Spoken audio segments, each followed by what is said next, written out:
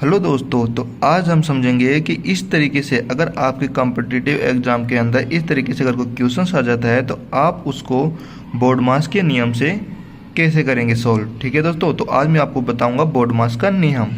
ठीक है, तो इस वीडियो को देखने के बाद आपको इस तरीके से अगर कोई भी क्वेश्चन आता है बोर्ड मास के नियम से रिलेटेड, अगर कोई भी क्वेश्चन आता है तो आप उसको आसानी से सोल्व कर पाओगे दोस्तों। ठीक है दोस्तों, तो बिना किसी देरी के हम वीडियो को स्टार्ट करते हैं और आपको बताता हूं कि आप इस तरीके से क्वेश्चंस को कैसे सोल्व कर सकते हो। ज़्यादा से ज़्यादा आपको लगेगा 20 से 25 सेकेंड दोस्तों इस तरीके से क्वेश्चंस को सोल्व करने में। तो चलिए स्टार्ट करते हैं। तो इसके लिए आपको समझना होगा बोर्ड मास के नियम को दोस्तों। तो देखिए, सिंपली बोर्ड मास का नियम क्या बोलता है कि हम कुछ स्टेप देता है। ठीक है, कि जैसे कि इस तरीके से क्वेश्चंस में हमें क्या करना होता है, भाग करना होता है, गुणा करना होता है, प्लस माइनस ये सब करना होता है। ठीक है दोस्तों, तो सिंपल सा तो ये बोलता है कि देखिए, सबसे पहले तो इस क्वेश्चंस के अंदर आपको कहीं पर भी पहला नंबर बाहर अगर कोई नज़र आ जाता है, ठीक है, तो सबसे पहले आप उसको सोल्व करोगे। यानी कि देखिए दोस्तों, यहाँ पे 8 + 7, इसके ऊपर देखिए इस तरीके से एक बाहर आ रहा है, एक डंडा खींचा हुआ है। ठीक है, तो अगर कहीं पर भी क्वेश्चन में आपको ये दिखे तो सबसे पहले इसी को सोल्व करना होगा आपको। ठीक है, और सेकंड बता रहा है कि सेकंड पे आपको कहीं पर भी ब्रैकेट नज़र आए, यानी कि इसको सोल्व करने के बाद आपको करना होगा ब्रैकेट को सोल्व। ठीक है, और ब्रैकेट को सोल्व करने के बाद आपको करना होगा भाग को सोल्व, जहाँ पे भाग आएगा उसको पहले सोल्व करना होगा। ठीक है, दो संख्याओं के बीच भाग वाले को सोल्व करने के बाद आपको करना होगा गुणा को सोल्व। ठीक है, फिर माइनस को, फिर प्लस को। तो चलो आपको मैं बता देता हूँ। ठीक है, इस एग्जाम्पल को सोल्व करके तो देखिए, सबसे पहले हमने यहाँ पे बार वाले को सोल्व किया। पहले नंबर पे हमें क्या करना होगा, सबसे पहले हमें बार वाले को सोल्व करना होगा अगर क्वेश्चंस के अंदर आ रहा है तो यहाँ पे देखिए बार किसके ऊपर है, 8 के ऊपर और 7 के ऊपर। ठीक है दोस्तों, तो 8 और 7 कितना होता है, 15 होता है दोस्तों। ठीक है, बाकी इसको हमने सोल्व कर लिया। अब करेंगे क्या सोल्व, यहाँ पे बताया दूसरे नंबर में ब्रैकेट को सोल्व करना है। देखिए दोस्तों, इसके अंदर 3 ब्रैकेट दिए हैं। सबसे छोटा वाला ये हो गया, इसके बड़े वाला ये हो गया, और इससे बड़ा वाला ये हो गया दोस्तों। तो सबसे हमें करना है छोटे से स्टार्ट। तो बार के बाद हमें छोटा वाला ब्रैकेट करना हो, तो बचा क्या है, 9 और माइनस दोस्तों। ठीक है, तो इसको सॉल्व करेंगे तो हमारे पास आ जाएगा -6। ठीक है, हमने छोटे वाले ब्रैकेट को सॉल्व कर लिया। अब इसके बाद करेंगे इससे बड़े वाले को। तो इसमें बचा हुआ क्या है दोस्तों, 27 माइनस का। ठीक है, और हमारे पास इस छोटे वाले ब्रैकेट को सोल्व किया था, आया था -6। यानी कि दोस्तों हमारे पास आया था -6।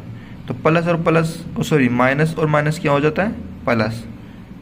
तो 27 + 6।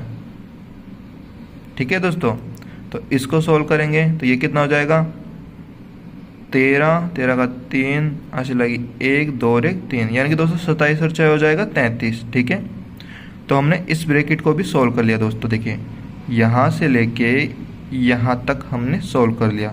अब करेंगे इससे बड़े वाले ब्रैकेट को। तो हमारे पास बड़े वाले ब्रैकेट में क्या है, 51 और माइनस बचा हुआ है। तो यहाँ लिखेंगे 51 और माइनस दोस्तों। ठीक है, बाकी हमारे पास इसको सोल्व करने के पास हमारे पास क्या आया था, 33। तो यहाँ रख देंगे 33। अब इसको सोल्व कर लेंगे। 11 में से यहाँ पे देखिए 11 में से 3 माइनस करेंगे दोस्तों, वो आएगा 8। ठीक है दोस्तों, यहाँ बचेगा 4 में से 3 गया तो 18। तो ये हमारे पास आ गया 18 दोस्तों। तो इस तरीके से हमने ब्रैकेट को सोल्व कर लिया। नेक्स्ट हमें बोला है कि आपको क्या करना हो, कहीं पर भी अगर जो थर्ड नंबर पे भाग नज़र आता है, ब्रैकेट के बाद हमें भाग को सोल्व करना है दोस्तों। जैसे कि यहाँ पे प्लस और जैसे गुणा भाग या नहीं है, अगर मान लो यहाँ पर कहीं पर भी देखिए दोस्तों, यहाँ जैसे मान लो कहीं पर भी गुणा 5, गुणा 6, प्लस 7 ये सब और आ जाता है इससे जुड़ा हुआ, तो हमें उनको सोल्व करने से पहले हमें भाग को सोल्व करना होगा दोस्तों। बोर्ड मास का नियम केवल हमें यही बताता है कि आपको जिस प्रकार से क्वेश्चन आए तो आपको नियम से करना है। जैसे कि क्वेश्चंस में हमारे पास जैसे भाग भी आए, गुणा भी आए, ठीक है, इस तरह से बार भी आएगा, ब्रैकेट भी आएगा, तो आपको कौन सा पहले करना होगा जिससे कि आपका जो आंसर है वो सही आ सके। तो इस तरीके से हमें इसके नंबर वाइज चलना होगा।